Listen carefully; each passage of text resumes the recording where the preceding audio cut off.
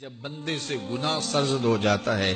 اور وہ معافی مانگ لیتا ہے تو اللہ کو وہ بندہ بڑا ہی اچھا لگتا ہے۔ انسان کے اندر چونکہ یہ دونوں چیزیں رکھی گئی ہیں تو کبھی کبھی اس سے گناہ بھی سرزد ہو جائے گا۔ نیکی اس کی عقل، اس کا فہم، اس کا ادراک، شریعت کی رہنمائی، انبیاء کی تعلیمات اسے بتائیں گی کہ وہ نیکی کے راہ پہ چلے، لیکن کبھی کبھی بائیں سمت سے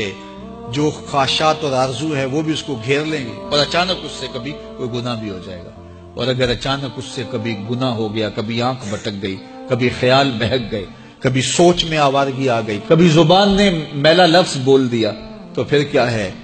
پھر فوری معافی مانگ لے۔ مومن جب گناہ کرتا ہے تو ایسی کیفیت ہوتی ہے جیسے ابھی احد پہاڑ تلے آ گیا ہے، اگر اس نے توبہ نہ کی تو کچل دیا جائے گا۔ اللہ اکبر، تو پھر فوری معافی مانگتا ہے تو یہ اللہ کو بڑا ہی اچھا لگتا ہے۔ اللہ کہتا ہے فرشتوں سے کہ دیکھو میرا بندہ آخر میری دہلیز پہ آیا ہے، تم گواہ ہو جو میں نے اس کے سارے گناہ معاف کر دیے۔ تو گناہ کے بعد جو شرمندگی ہے، دیکھیے ایک اور جملہ کہتا ہوں، نیکی کرنے کے بعد جو تکبر پیدا ہوتا ہے،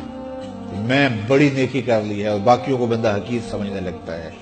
اور اس سے کوئی غلطی سرزد ہو جائے اس کے بعد شرمندگی ہوتی ہے اور اپنے آپ کو چھوٹا سمجھنے لگتا ہے اور اللہ سے معافی مانگتا ہے، تو اس نیکی کرنے کے بعد وہ جو آپ کے اندر تکبر اور رعونت اور عجب پیدا ہوا، اس سے کہیں بہتر ہے کہ آپ سے اگر کوئی خطا سرزد ہوئی تھی تو اس سے آپ کے اندر عجز اور توبہ کا جذبہ پیدا ہوا۔ اور اللہ کو یہ بڑا پسند ہے کہ کوئی بندہ، چونکہ ممکن ہی نہیں ہے کہ جب انسان ہے اس کے اندر یہ خواہشات رکھی ہیں تو کبھی اس سے، یہ انبیاء کی ذوات ہیں جو پاک ہیں، باقی کبھی کچھ خطا سرزد ہو جائے گی، اس سے معذرت کر لے۔ تو آپ نے نام سنا ہوگا ایاس کا، محمود غزنوی کا بڑا محبوب وزیر تھا اور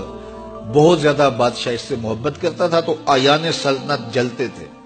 تو بادشاہ گاہے گاہے کوئی ایسا منظر ان کو دکھلاتا کہ اس سے میں خاص پیار کیوں کرتا ہوں۔ ایک دن بادشاہ کے ہاتھ میں موتیوں کی بھری ڈبیاں تھی اور محل کے اندر یہ ایک حوض تھا، تالاب تھا، تو اس کے اندر اس نے وہ سارے موتی پھینک دیے۔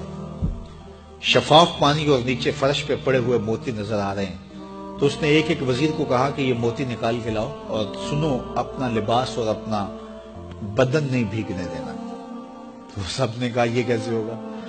کہ موتی بھی تہ سے نکال کے لائیں اور بدن بھی اور کپڑے بھی نہ بھیگیں؟ تو دوسرے کو کہا، اس نے کہا حضرت یہ کیسے ہوگا، یہ شرط ہٹائیں تو پھر میں نکال کے لاؤں۔ جب بات آئی ایاز کی تو ایاز نے فوراً چھلانگ لگا دی، موتی پکڑے، ڈھونڈے، ہتھیلی میں لیے اور کانپتے ہوئے بدن کے ساتھ بادشاہ کے سامنے پیش ہوا، حضور یہ لے لیجئے۔ بادشاہ غصے میں تھا، تو میں نے کہا تھا لباس اور کپڑے بھیگنے نہیں چاہیے، تیرے بدن سے پانی نچڑ رہا ہے، تیرے لباس سے پانی نچڑ رہا ہے، یہ کیا؟ تو ایاز نے ہاتھ باندھ کے کہا، بادشاہ سلامت، آپ کے دو حکم تھے، ایک حکم یہ تھا کہ موتی نکال کے لانے، دوسرا حکم یہ تھا کہ کپڑے اور بدن بھیگنا نہیں چاہیے۔ ایک کام میں نے کر دیا ہے، دوسری غلطی ہو گئی ہے، معافی چاہتا ہوں۔ تو کہا وزیرو یہ ہے خوبی اس کی، تم نے کہا ہم کیسے نکال کے لائیں، اس تالاب میں اتریں گے تو بدن تو بھیگے گا ہی بھیگے گا۔ تو کہا جب شہوات دی گئی ہیں، خواہشات رکھی گئی ہیں، آرزویں دیوانی ہیں، اور پھر اس کائنات کے اندر رہ کر کے حضرت انسان کبھی تو اس تالاب کی غلاظت سے اپنے آپ کو بھر ہی دے گا، تو پھر کمال کیا ہے کہ نیکی کے پھول پیش کر دے، سجدے کے موتی پیش کر دے، رکوع اور قیام کے موتی پیش کر دے، ہمدردی انسانیت کے ساتھ پیار کے موتی پیش کر دے، سارے موتی پیش کرے، پھر مالک کا جلال کہ تیرے کپڑے کیوں بھیگے، یہ گناہ کیوں کیا، یہ گناہ کیوں کیا، ہاتھ جوڑ کے کہے مالک اس کی معافی مانگ، تو اللہ تعالیٰ پچھلے گناہ نہ صرف معاف کرتا ہے بلکہ ان گناہوں کو نیکیوں میں تبدیل کرتا ہے۔